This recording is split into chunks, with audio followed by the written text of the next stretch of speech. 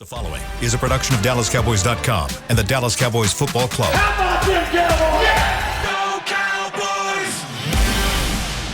This is Talkin Cowboys. Streaming live from the Dallas Cowboys World Headquarters at the Star in Frisco. First down. Handoff, Elliott plowing to the goal line. Barry, sacked by Lawrence. Prescott keeps it, and he bangs it in for the touchdown. And now, your hosts, Isaiah Stanback, Patrick Walker, Rob Phillips, and Kyle Yeomans.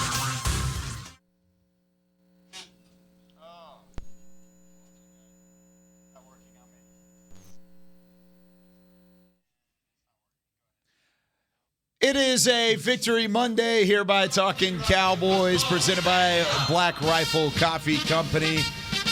Is it working in the background now, Bean? Is the music back? It's there now. Okay, good. Now we can dance, and it's all good to go.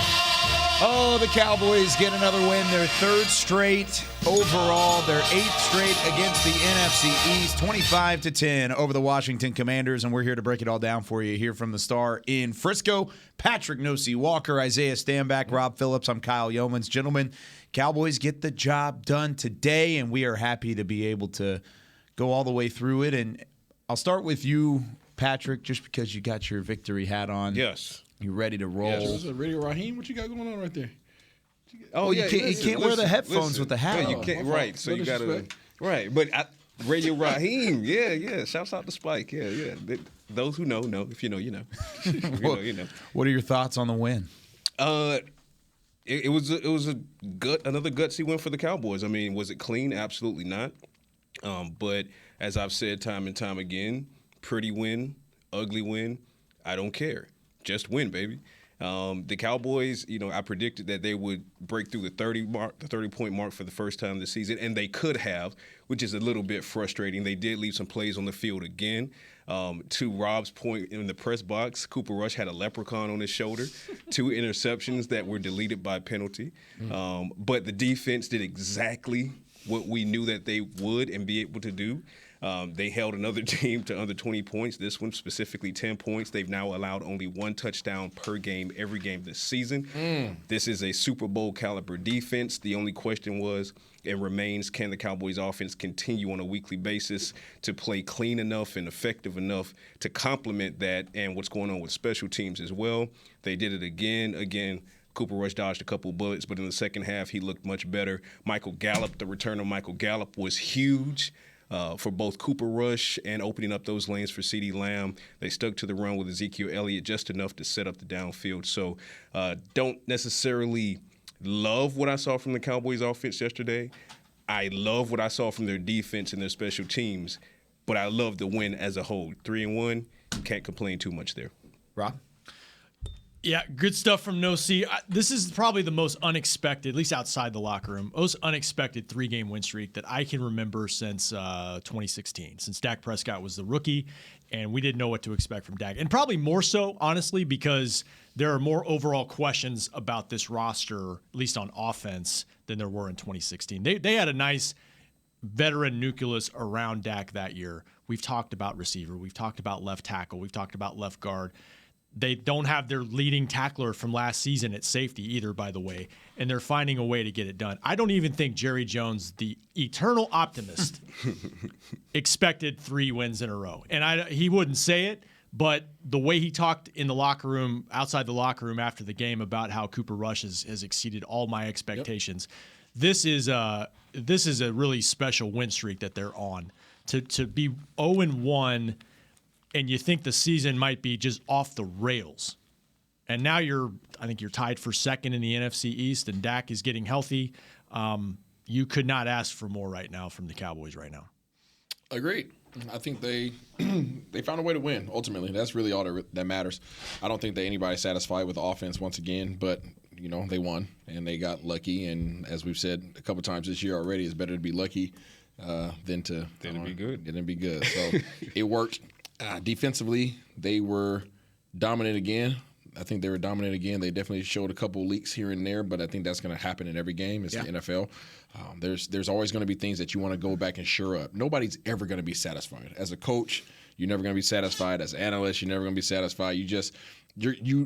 you say, okay, good job for the things that you did well, and then you're going to focus in on the things that you did negatively, right? Because you want to shore those things up. You want to make sure there's no crack in your armor anywhere that anybody watching on the outside or upcoming can look at and say, that's where we can get them at. So you take the dub, you walk away with the dub, you're happy about that, but at the same time, you look at the areas in which you can improve in so that you can make sure that as this competition continues to increase, especially over these next few weeks, that you're ready to rock and roll. Yeah, you've got 2 really big games coming up. Yeah. You've got a benchmark test that we talked about that all last year was what do you do in your benchmarks?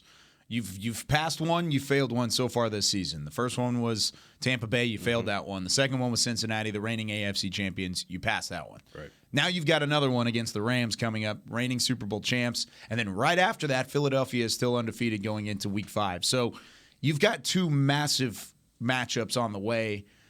But the way that you're trending here, and going back to what Rob said, it couldn't have been asked for more. You've taken care of the football. Your defense is dominated. They've done everything that they've certainly needed to get the win.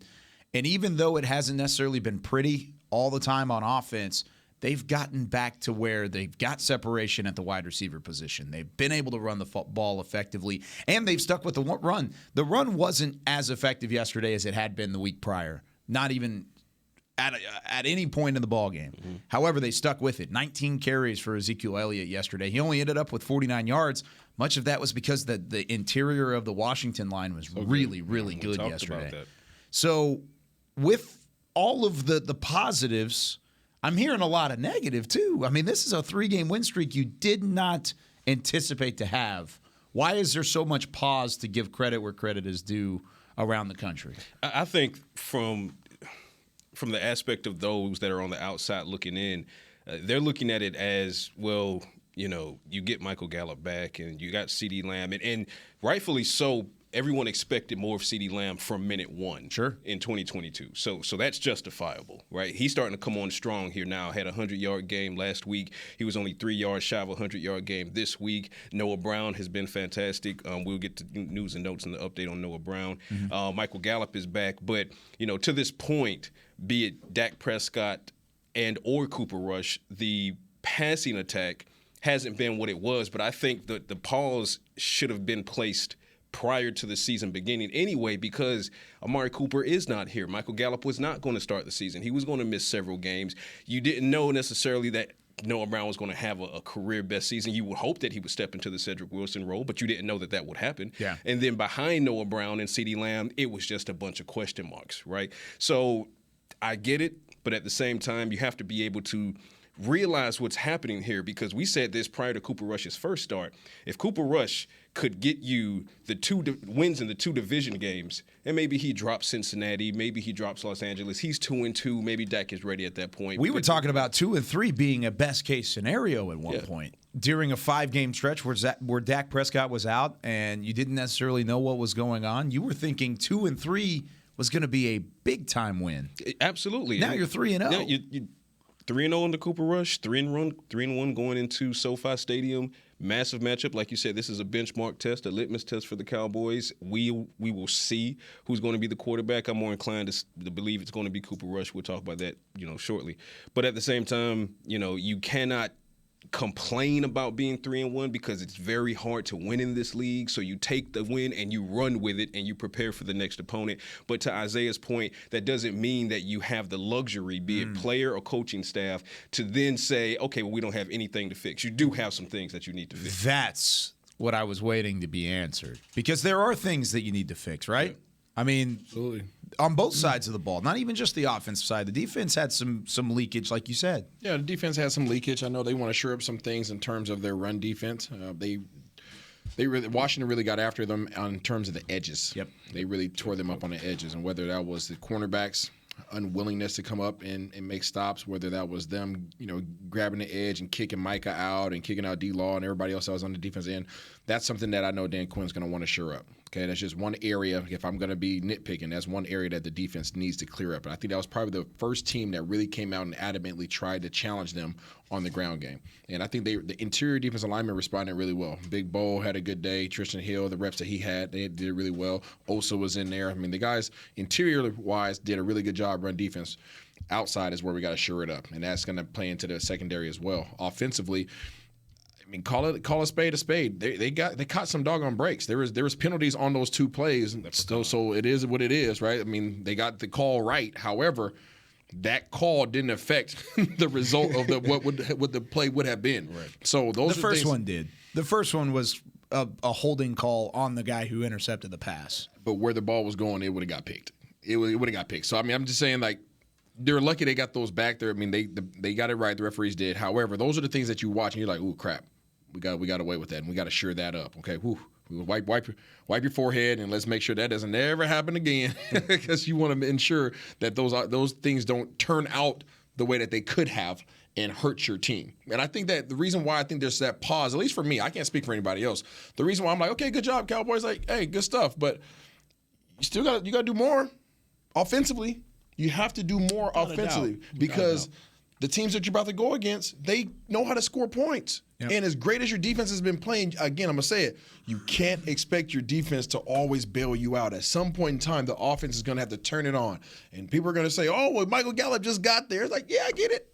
I get it. No, Dak's out. I get it. But this is what you got. No, and you're right. Like, they're going to be challenged. And at some point, the defense is going to give over. I think we'll give up over 20 points. Maybe not. Maybe I should print T-shirts and trademark first to 20. But no, you're right about that. Maybe I may just be grading the offense on a curve right now, because I mean, Cooper Rush is undefeated now, 4-0, first quarterback in Cowboys history to do that.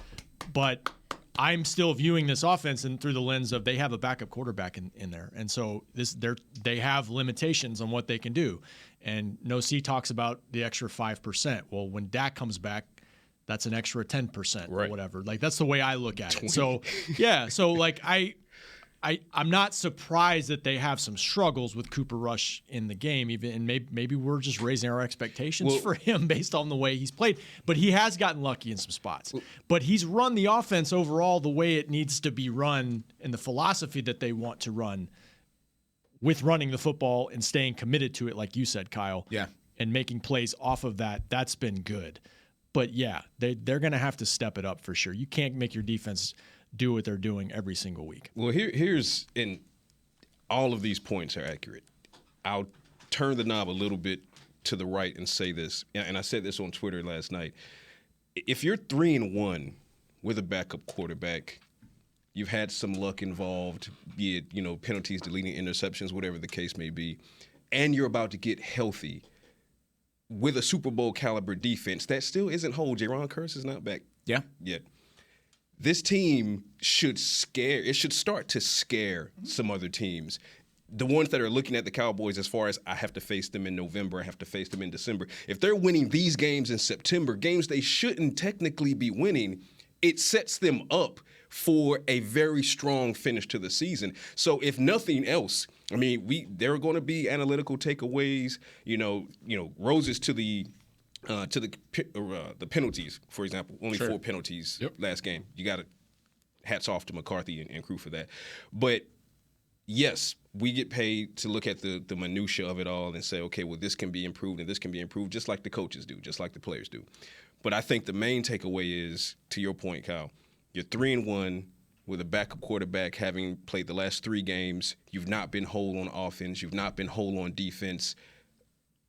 And yet here you are, second place, 1 game out. I'll put it like this. They're not the best versions of themselves right now. Right. And they have to be better. Isaiah's right about that, especially offensively. But I'm just impressed with the fight. Yep. I'm impressed with the fact that they made, and they wanted to make all of us except for Pat look dumb in week 2. Like, nobody except Pat picked the Cowboys to win that game. And they've kind of banded together, and everybody's kind of pitching in all 3 phases. And that's the mark of a team that's together and is pretty well balanced and has a lot of fight to it. So is it good enough to beat every team in the league right now? No. But when you play defense like this, that gives them a chance. And if they raise their game around that, going forward. You guys know I'm not a big stats person, okay? But I'm going to look at some stats right here, and I don't care what website you look at. The Washington Commanders have scored 73 points this year. Okay? All these teams have played 4 games in the NFC East. Washington Commanders have scored, let me just say it this way. Dallas Cowboys at the bottom, 71 points in the NFC East. Okay? Washington Commanders are in second place in terms of scoring, 73 points.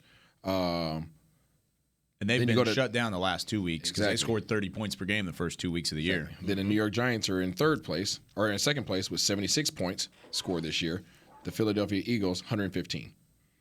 That's a pretty big gap. You got to score some freaking points. Yeah. Now the Rams haven't scored nothing this year. They scored 61. But they're capable. They're capable. We've seen it. There's no question mark regarding whether they can. They just haven't clicked yet. Talk about a team that's not the best version of themselves. Exactly. Yet. They have not been playing Rams ball. But I'm saying that to say the Giants, Cowboys, and Commanders are in the same category as we speak in terms of offensive success, in terms of scoring points. The Philadelphia Eagles, which we'll see next week, okay, those guys are above and beyond right now. So in preparation, when I look at comparisons, that's what you're going to have to compete with. That's where you're going to be challenging, right? Based upon right now, the Giants have the same record as you as well. That's where you're going to be challenging most likely if you want to take this thing in terms of the NFC East. And I get your mentality because in the room there today, from a player's perspective, the coaches are going to stay on the guys. Absolutely. And say, like, this is great, but we're going up against the defending champs, and there has to be a level race. This is what I love so much about these next 2 games that are coming up. You're talking about the defending champs coming up this weekend. You're talking about a high-scoring Philadelphia offense coming up the week after. I said this before, and I'll say it again, and I'll continue to say it until further notice. I've seen enough from Dan Quinn's defense in Dallas to believe that this is the threshold that I'm measuring other offenses against. If you are an opposing offense and you claim that to have a prolific offense coming into Dallas, or with Dallas coming into your hometown, show me against this defense. Because if you can rack up 30-plus points on this defense, hats off to you. You do, in fact, have a high-scoring, potent offense, even if it's just for that particular week. But until I see an opposing offense, because I've seen them now shut down Tom Brady. They didn't get the win because of the offense, but the defense has shut down Tom Brady. It shut down Joe Burrow. It shut down a Commanders team that was scoring pretty readily in the first couple of weeks. It shut down Daniel Jones and Saquon Barkley at MetLife Stadium. 4 touchdowns through 4 weeks. Any opposing defense. The Rams, all due respect to the reigning champs, all due respect to what the Eagles are doing, but until they show me that they can run up the score on this defense, I still believe this defense is good enough to march into LA or march into Philadelphia. Dallas has given up in the NFC, not even just the NFC East. Okay, in the NFC, they've given up the second least most amount of points scored. I mean, not taking into account the 49ers, which have to play tonight, but they've given up the second least amount. 1 touchdown per game. Yep. So I like what Rob said. Rob said, he's like, well, I don't think we can expect. Well, I don't know. You know what? I expect it now, right? From the defense. From the defense. I expect on a consistent basis. On a consistent basis, on a week in to week out basis, I expect no more than 20. I'll be even generous here and say 20 to 24 points. I believe that this defense can hold every offense to 24 or fewer, and if that continues to happen, then it will buy time for the offense to. Does the offense need to do more? Yes, or no? Yes. Absolutely. And I think everybody says that, but the defense has done, and I get the points that both of you are saying. How many points has Philly allowed in that stat? You mentioned how they're about 40 points above you on offense. How much have they allowed as well? 71. So not a whole lot either. On their defensive 9 more side. than us. Oh, that's going to be a fun game. There you go. So, I mean, this is 2 weeks down the road. You still got to play the defending Super Bowl champs this week. Yeah. But you go back around, and Philly is the standard at the moment by the way that they've played. I will add in, though, and I put this on Twitter last week. It has not changed. They've won 7 straight games in the regular season, Philadelphia has. But they've been against the combined 25 and 59. Between the 7 games that they've won, those teams were 25 and 59 last year. So they haven't really played anybody yet. They play the Cardinals this week. That'll be a good test because they were tested by Trevor Lawrence this week too. And Doug Peterson, former Philly head coach. I hear you. They got the W.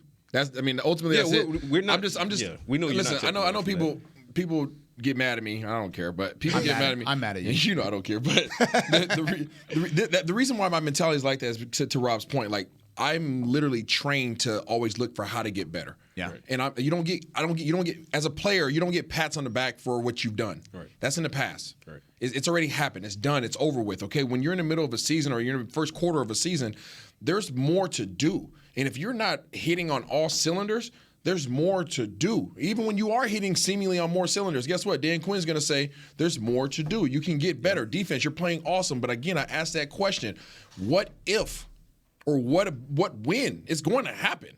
At one point in time, the Dallas Cowboys defense is not going to show you who they've been to date. And you're going to need your other 2/3 of your team to pick it up.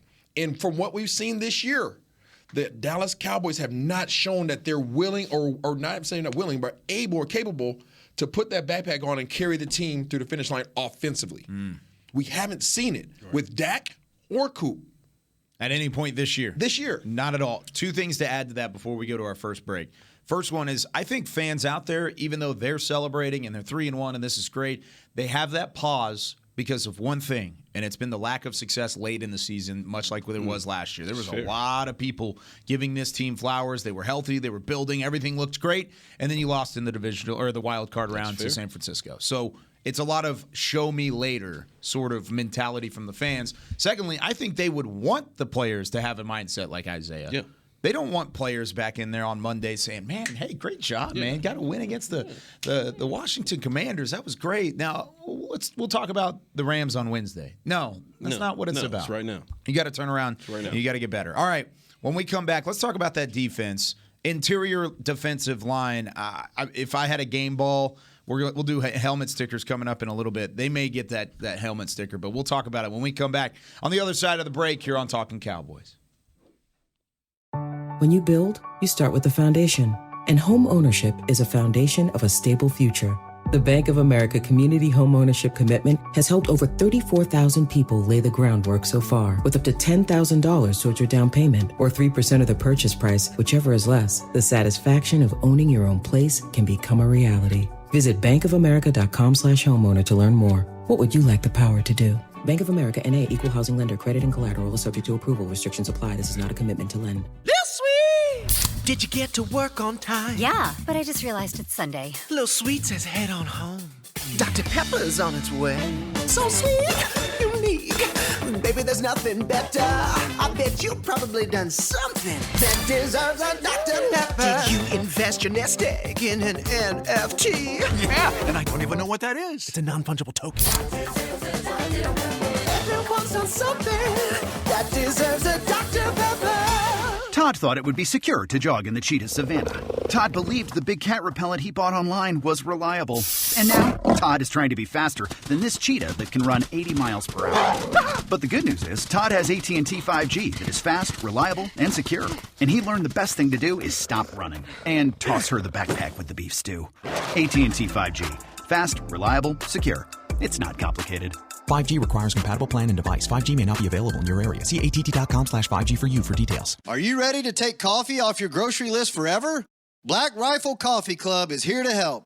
As a coffee club member, you'll get your favorite coffees roasted, packaged, and shipped to your door free of charge on your preferred schedule. Set it, forget it, and never run low on coffee again. Members also get exclusive deals on coffee, products, and discounts from partner brands. Ease your mind and let Black Rifle worry about your coffee supply. Go to blackriflecoffee.com to join the coffee club today. Back to Talkin Cowboys. Back here on Talkin Cowboys, presented by Black Rifle Coffee Company, the official coffee of the Dallas Cowboys. Glad you're with us here on this beautiful Monday morning. It is a victory Monday for the Dallas Cowboys, and hope you had fun and a safe weekend. By the way, if you are a Cowboys fan who wants to spice up the game, nominate yourself or a friend to be the Cowboys Fan of the Year, presented by Captain Morgan, and win a trip to Super Bowl 57 in Arizona. Nominate yourself or a friend at DallasCowboys.com/fan of the year. I want to talk about the defense here, Rob. That interior of the defensive line: Neville Gallimore, Tristan Hill, Quentin Bohanna, Chauncey Golston. Chauncey Golston at times. I thought they were fantastic last night. Phenomenal. I thought they were really, really good. Probably the best game that the interior has played to this point in the season. Is that what I sound like, or is that No, just you singing? I mean, when I think about the interior defensive line yesterday, Phenomenal. I think about freaking Tristan Hill picking up, was it McKissick? Yeah. And just his toes were just off the ground, just like a little cartoon character. That was awesome. You say it one more time for me? Yes. And what did I say? Phenomenal. Phenomenal.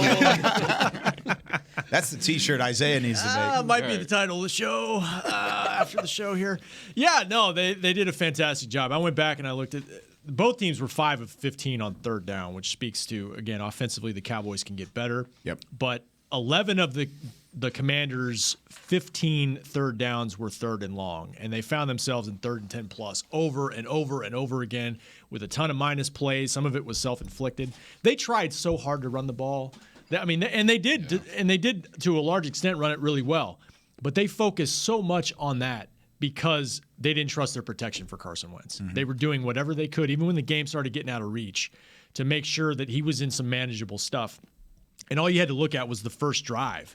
Those last 2 plays of the drive, 2nd and 3rd and long, he's trying screen passes, and he's not able to get the ball out on time because the rush was so good. So great job up front. I think there's one thing, and Isaiah spoke to it in the first segment, the run defense, though, I think we're seeing an example of why you don't want Micah to play exclusively on the edge because, and it's not all on him, but when he's on the edge, and other teams have tried it, but maybe more so in this game, they're running at him, and they're putting a tight end to his side, and they're trying to wash him out of the play, and they had some success doing that in the first half. Now, I'll give him credit, though, because the first play of the third quarter, they did the same thing with Gibson, and he dropped him for a -2 loss. But there's some things in there they got to clean up. Overall, what can you say, though? I mean, once again, a fantastic effort by this defense. You know what I cannot get enough of when it comes to this defense? One of the things I can't get enough of is the depth.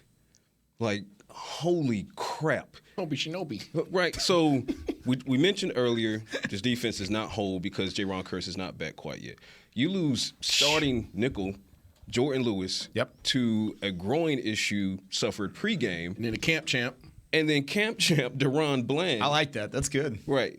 Deron Bland comes in, and all he does is has a key PBU in the end zone because Carson Wentz, of course, they're going to scheme. They're going to, hey, let's try the rookie. PBU, get that out of here. And then gets an interception, a key interception at a critical point in the game. That's how I know they didn't watch training camp live. Clearly. Jerks.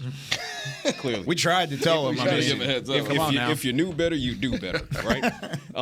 It seems like whether it's the safety position with the absence of Jaron Kearse, you see Malik Hooker doing Malik Hooker things. You see Donovan Wilson just balling out of control, so forth and so on. You go to the cornerback room. You lose Jordan Lewis unexpectedly moments before the game. Yeah. Hey, Rook, you're starting. Let's go. Deron Bland, hey, I'm just going to play like I've been here all my life, right? Yeah. And then you go down to the defensive front. Quentin Bohanna was doing massive things as he has been doing all season. You lose him in the second half. But then you see a Chauncey Golston and Oso Diggy and Neville Gallimore and those guys just galvanized. Tristan Hill, you started to see flashes of Tristan Hill yesterday.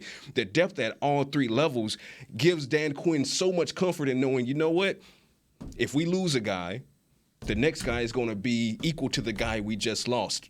But, by the way, when that guy we just lost gets back in a couple weeks, you should also fear him as well. Yeah. This defense is just, it's nasty, it's filthy, it should be illegal in 48 states. Agreed. Dan Quinn's freaking a genius.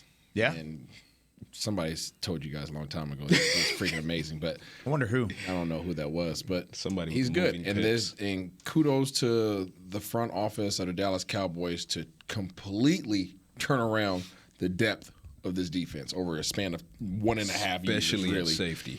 And speaking on safety, I don't know how many people are talking about this player, Donovan Wilson. I think quite a few people are talking balled about out. If you haven't watched the film intently, go back and watch how many plays he made that weren't big splash plays that everybody sees and talks about. Yes, he made those plays. I think he had 9 solo tackles, if I'm correct. Eight solo tackles. There you go. 8 solo out of 9. So, do you know how hard it is to have a solo tackle in the NFL at the safety position? Pretty hard. Pretty doggone hard. Those are open field tackles, and he's coming downhill. Mind you, he's not a large human. He's not a large human being. We talked about this yesterday. It's 205 soaking wet. Man, Soaking wet. Soaking wet with whatever sponsor shoes we have on, okay? Like these. He was coming downhill. He was shooting the gap. He was trusting his eyes, trusting his reads, trusting his preparation, and he was in there making plays. He was hog-tying guys by their ankles and helping his defensive lineman out, walking back to the safety position and doing what he does and going about his business, not looking for nobody to pat him on the back. He hyped himself up, got back up, do my assignment again. And he bailed those guys out of so many potential big plays. I can't even tell you. Was that the 3rd and 11 to Dotson? Where it was a little dump pass out and it was right in space and he just speared him basically. Yep. That was my favorite play of the game. Just freaking Goldberged him. Get him off the field, Yeah. Well, and we have talked about it on this show through the first 3 weeks of the season. There were times when he would come downhill and he would fly to the football, but he was a little reckless, or he was a little out of position or late. Yeah. That was not the case yesterday. It felt like he was before. It felt like he was closing his eyes.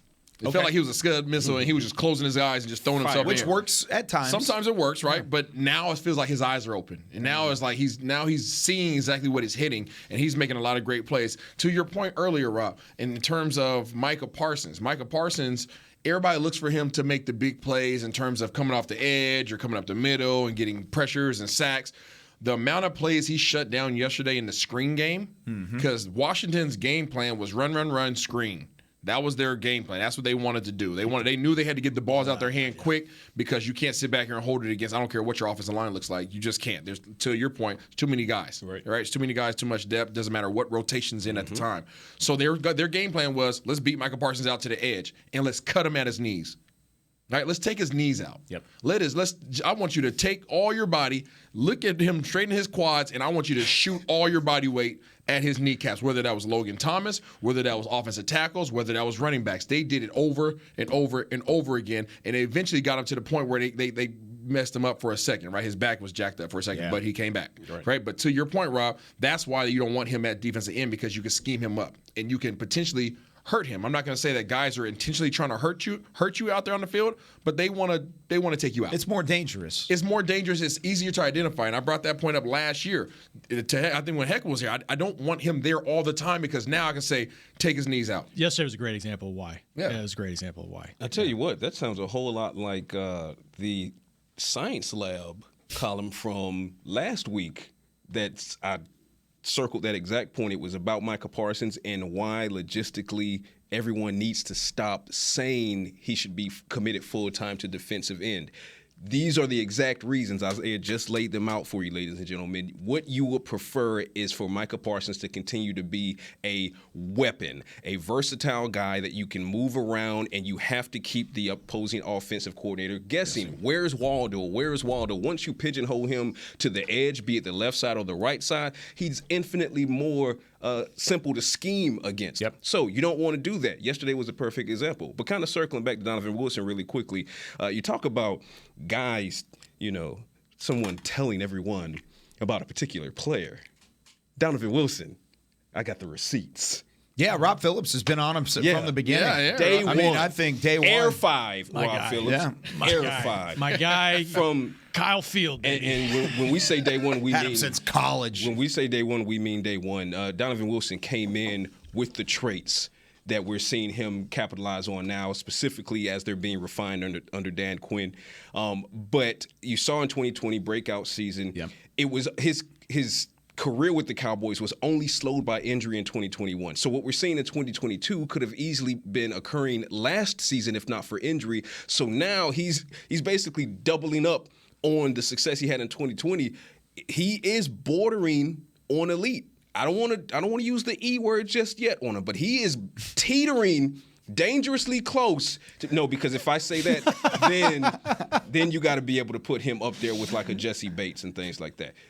Close. I say it. Listen, objectively speaking, if I'll see what the elite safety from the Chargers just got paid? I'll see this. Derwin. Right, that's why. Okay. And I'm a player advocate for getting their bag. Get your bag.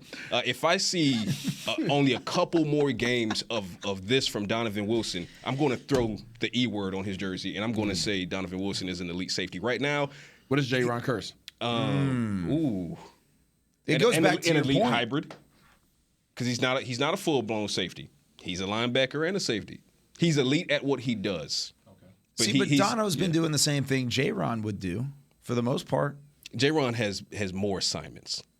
More coverage. Yeah, more coverage assignments, and he's also tasked with deleting people like George Kittle, for example, whereas Dono is more tasked with, we talk about covering in space and cleanup duty and things like that. It's two different roles, which is why, and I'm glad you mentioned J-Ron Curse, because a lot of people were saying, well, once J-Ron comes back, how do you fit him in? Easily. You fit him in by putting him back in, because the Cowboys' base isn't technically a 4-3 as much as it is a big nickel. So you're going to typically run 3 safeties, and the third safety is actually the hybrid in J-Ron Curse. That's why both Curse and Wilson started in week 1 and played a healthy amount of the game. If you go back to 2020, he was almost like the one guy that was like, all right, this is how Mike McCarthy, this is how I want my defense to play. And like going back to college, sometimes his aggressiveness got the better of him. Targeting, that was a problem for him in college, but like that's what they needed in 2020, and he kind of reshaped what they wanted. Then Dan Quinn comes in. J-Ron Curse turned out to be way more versatile and effective than they expected. Rose to the front office on that one. And it kind of limited a little bit of what Dono could do, but man, he's led the team in tackles the last 2 weeks. He could be a big part of this. And he's getting better. Yeah. That's the big thing too, because I love his confidence. Kind of going back to what Isaiah was talking about, and Rob hit this too, but the interior of the defensive line for the Cowboys was so stout. Even when Washington tried to run the football, they didn't do it inside. I would love to go back and see the numbers on how their yardage stacked up outside of the hash marks compared to like inside the tackle box, because they did not run effectively inside the tackle box. If they had rushing yardage, it was either on the outside or it was passing yardage that was a screen that just kind of went that way too. And that's because our cornerbacks were retreating. Yeah. Call a spade a spade. True. Our cornerbacks did not play aggressive. Say a name. Trayvon Diggs. Yeah.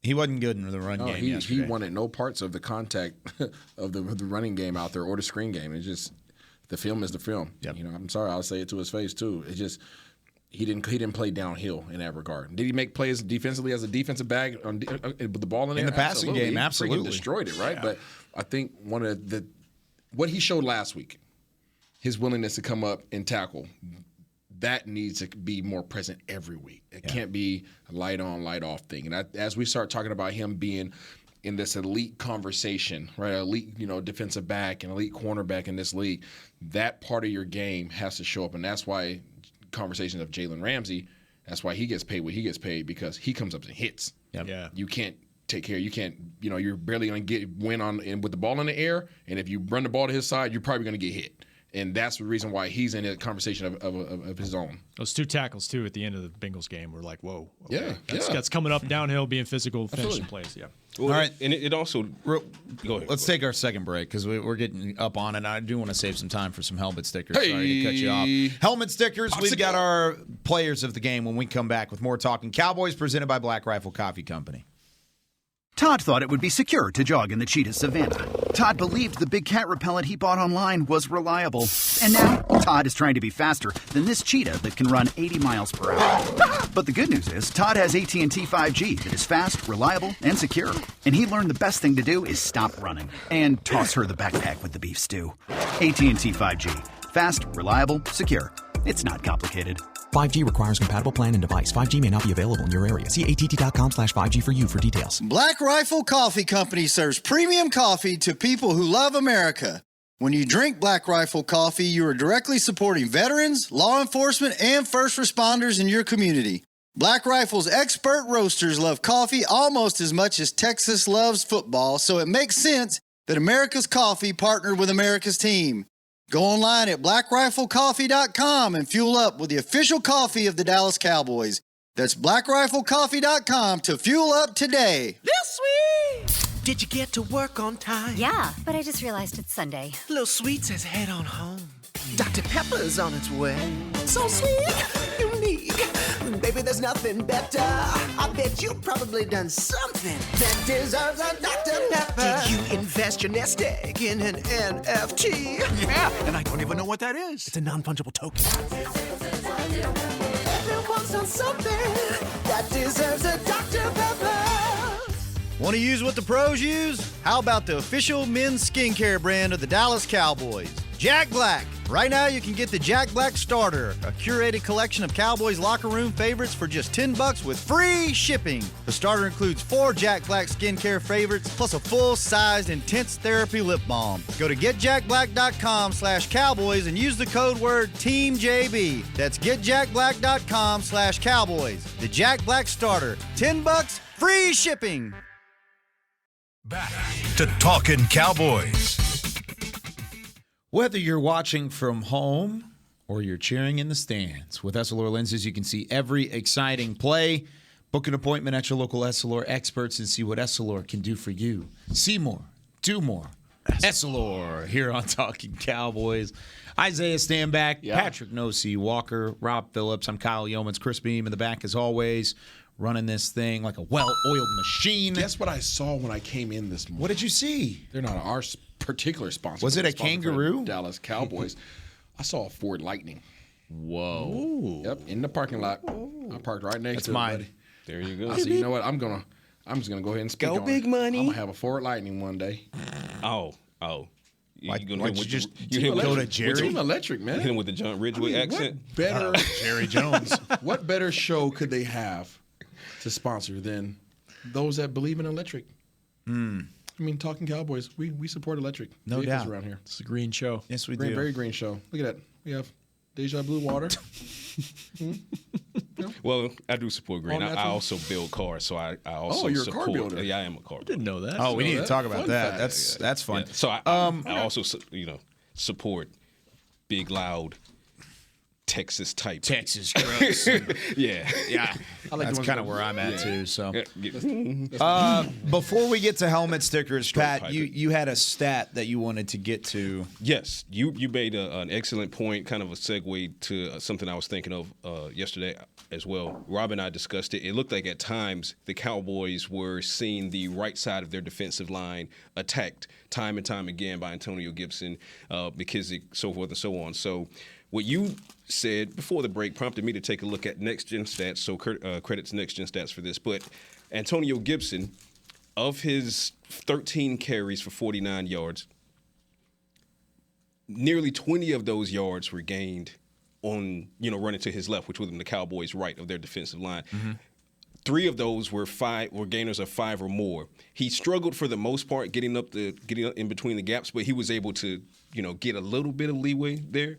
But it goes to the overall point of the interior defensive line for the Cowboys was playing quite well yesterday, even after the loss of Quentin Bohanna. They're going to need to shore up when it comes to run defense. They're going to definitely need to shore up that edge because Washington, I'm not going to say exposed it, but Washington showed a soft spot there that Dan Quinn and his defensive staff, they're going to need to tighten up, especially going against a team like Los Angeles in Los Angeles. If you allow Los Angeles to establish the run, they are going to tee off with Cooper Kupp and Matthew Stafford. So something there to keep an eye on. Out of his 49 yards, which that's not a lot. It's not. Dallas did a really good job of bottling him up, but 49 yards, only 12 of them came within the tackles. Right. Is kind of what we were talking about earlier. So inside the tackles, you've been great. Outside contain, it's been spotty at best at times, but overall, the defense still looks fantastic. All right, Rob Phillips, you get to start us off this week. Some helmet stickers. Every week we do this during a Cowboys win here on Talkin' Cowboys, giving out our players of the game. I'm going to leave Dono to No-C if he wants him. Hey, I'll take it. hey, Somebody, well, you can take him. the blood clot. What? Hey, it's reserved for day oneers. Day oneers. I need to change my bet. Yeah. Somebody, Day oneers. I'll just go ahead. Somebody's got to take Michael Gallup. Welcome back. The numbers, he had the touchdown, which was on a great scramble Instant drill, which we impact? watched every day in Oxnard. And look, he didn't get a lot of work with Cooper Rush. He's had 2 weeks of practice. Instant impact, you say? Instant impact. Only 2 catches for 24 yards, but I think 2 drawn penalties for over 60 yards. He could have been over 100 if he hadn't gotten interfered with. So excellent job. What he did, exactly what we've talked about. He got deep. He threatened them deep. He opened things up for the other guys, and that's only going to continue going forward. So happy for him. There was Donut for Michael Gallup finally getting to eat again. MG13 is back. We're gonna go to No-C. They stole mine, so I have to find another. You got to find one? Yeah, I gotta find Okay, another so one. I'm going with Donovan Wilson, a.k.a. Donald Wilson, a.k.a. Your Worst Nightmare in Space. And I'm going with the pineapple. The reason I'm going with the pineapple is those who are fans of the comedian Kevin Hart No, there's kind of a running joke that he has as far as safe words are concerned. And I feel like the more an opposing offense goes against Donovan Wilson, the more they try to get past him, the more he Goldbergs them into oblivion, the more they start looking for their safe word. And the safe word is pineapple. Okay, so Donovan Wilson gets the pineapple because he has opposing ball carriers looking for their safe word every play when they see him bearing down on them. So I'm going with Donald Wilson, pineapple. Like it. All right, Isaiah. You guys are thieves. You guys are. I don't even know what fruit this is. What is that? Papaya? Sure. Yeah, sure. I can't wait till somebody on Twitter comes and calls you out for not getting it right. Yeah, somebody's definitely going to There's call a lollipop over there. There's definitely a lollipop. I need to grab what it. that is. I think this is a papaya. Right? Is that it? Sure. Mike? Sure. Okay. I don't know. You guys tell us. I don't know what that is. There's a lot of seeds there in that papaya. So with that, I'm going with C.D. Lamb. Huh? You see what I did there? Oh. I'm going with C.D. Lamb. Just a little bit. C.D. Phenomenal. I was on your head like a muffin cap the first couple weeks. Okay, but you are starting to show up and show out, and I like it. I like the confidence. I like the consistency. Right, and I like the big playability that you are now helping your team and trusting you. So keep doing what you're doing, CD. I like it. All right. Who you got? Last word to KY. Yeah. Who you got? So I've got these two mangoes here. I've got a mango, and one of them's holding like an umbrella. These are the two guys in the middle of that defense that spread out to just open up and cover up the interior defensive line. This is Neville Gallimore and Quentin Bohanna.